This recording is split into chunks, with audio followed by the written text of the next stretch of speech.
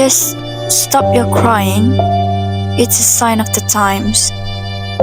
The earth is squeezing us, pushing us through the last passage.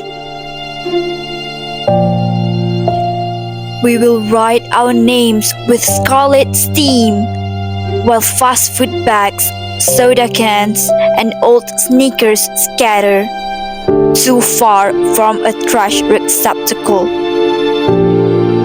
Why are we always running from the bullets? The bullets. Where should the plants sleep after the last breath of air? The presence of existing litter is strongly predictive of littering. Where should the birds fly after the last sky? We got to get away. We got to get away. I wish the earth was our mother, so she'd be kind to us. But we never learn.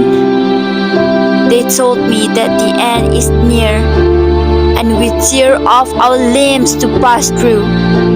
We will die here in the last passage.